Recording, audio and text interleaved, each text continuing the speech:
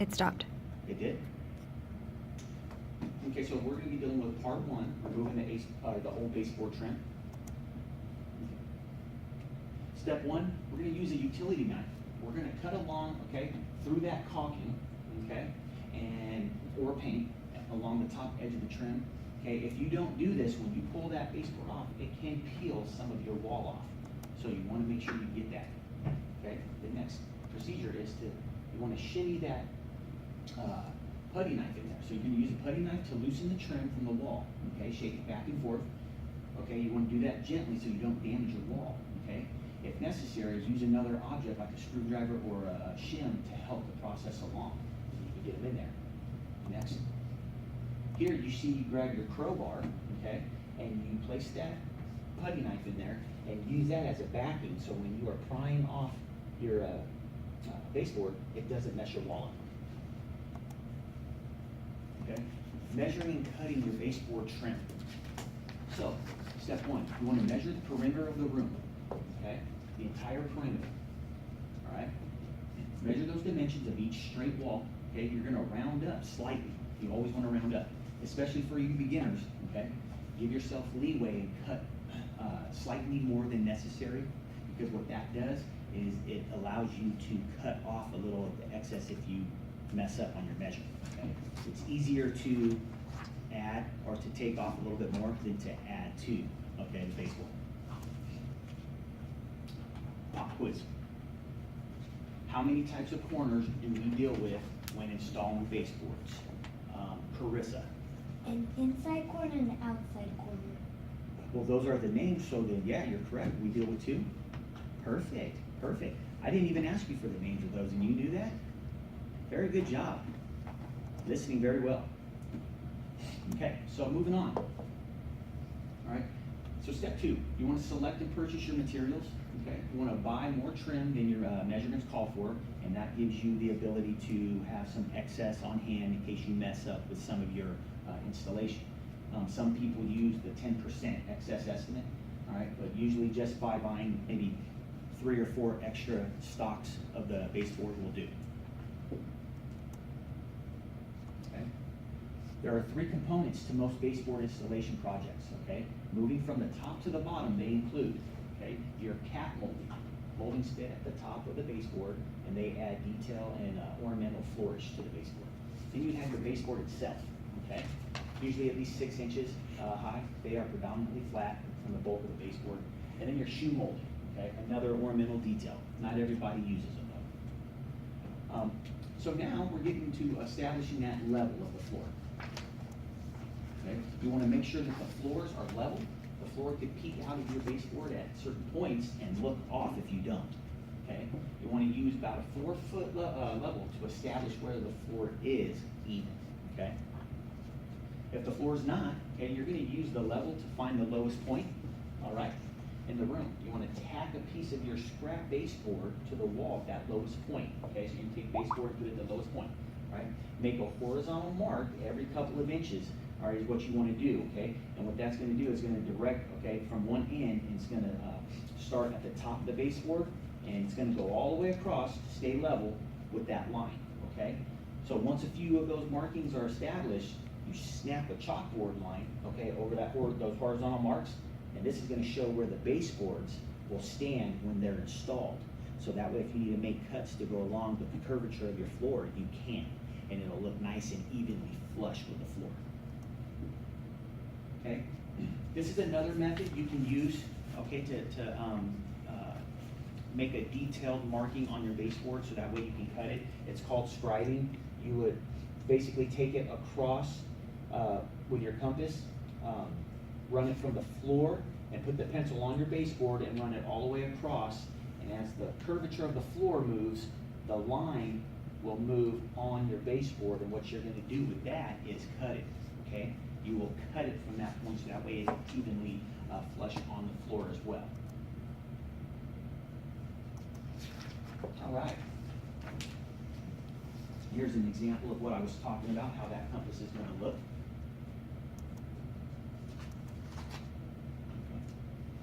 You see how moving along in a straight line when it's flush, it's even, okay?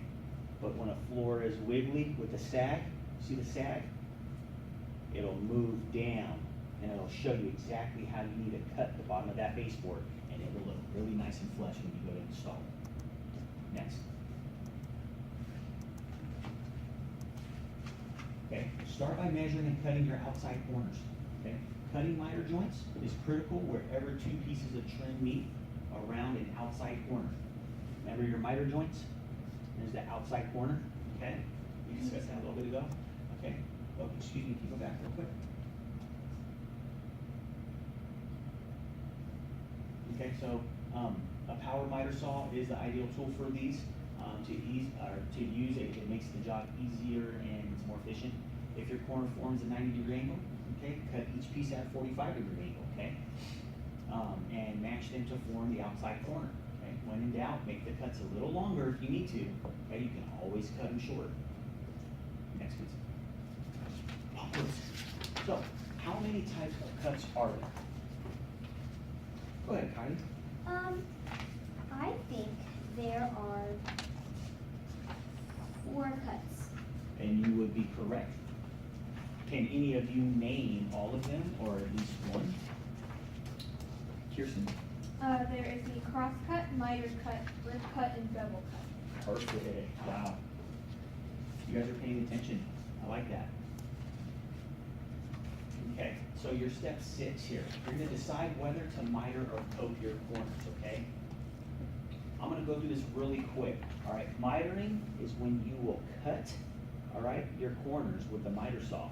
Coating is when you use a coating saw, okay, and you put more of a curvature in there, all right, which is a little bit more detailed and advanced, okay?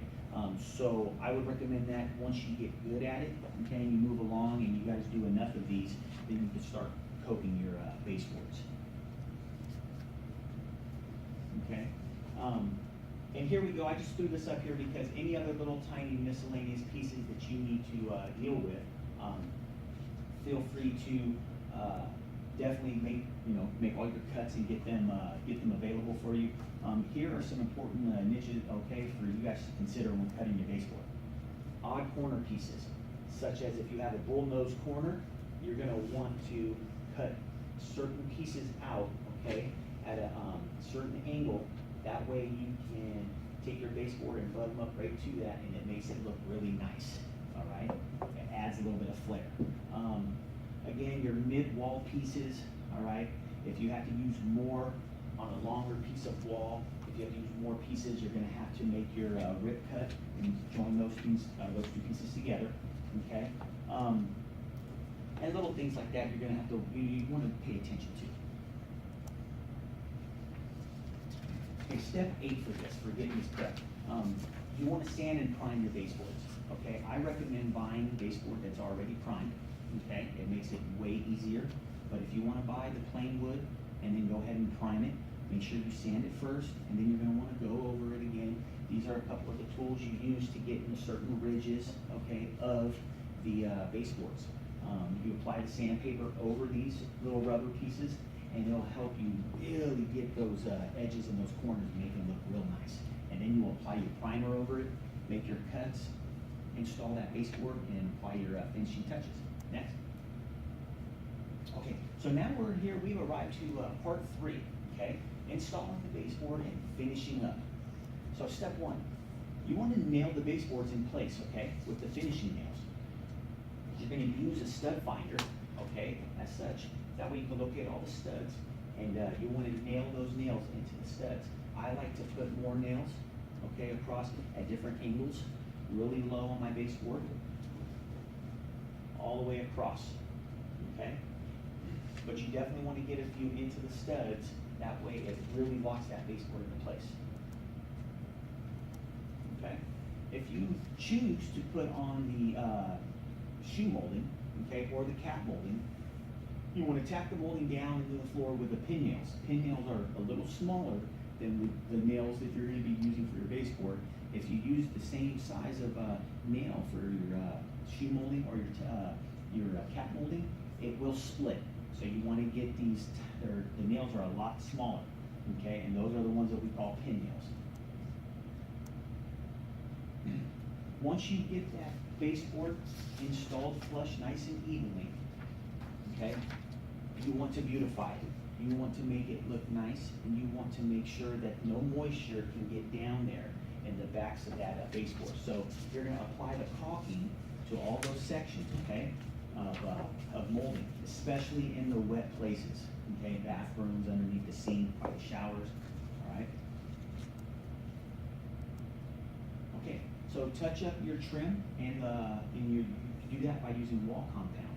I use caulking myself, but if you want to backfill certain holes, okay, what you do is you'll take where you put your nail, all your nails are at, a little piece of wood filler or caulking, push it in there, take your knife, scrape it over that, and it'll make it nice and flush, and it'll backfill that hole. Okay? So now, step 5, take the wall above and below your baseboard. Now you've got that area prepped, you can go back and you can do you can apply your paint, okay? And here you go, you see they're applying their first finish coat. Trim is usually finished with a gloss or semi-gloss varnish. Okay, this is exacting and slow work, okay? What that means is that it takes time. So you're gonna wanna make sure you have your knee pads available and on, so that way you can take your time. You're gonna be bending over, down on those knees, and you don't want your knees to start hurting, because they will start hurting. Couple of quick tips. If the walls are uneven in places, you may wind up with some gaps between the wall and the baseboard. Fill in those gaps with the caulk, okay? Allow the caulk to dry, and then paint over that. You'll find a limited section of stock moldings at your local home supply stores. That's where I would recommend Home Depot, Lowe's, Ace Hardware. Shoe molding typically is attached to the baseboard, but it's personal preference. You don't have to go with it. Trim should always be installed around the doors before you begin installing your baseboards. And if you needed a brad nailer, you guys can definitely rent one from the local hardware store or buy one. They're pretty cheap. You can pick them up for about 50, 60 bucks on the cheap end. Well, that concludes the presentation, ladies and gentlemen. Does anybody have any questions for me?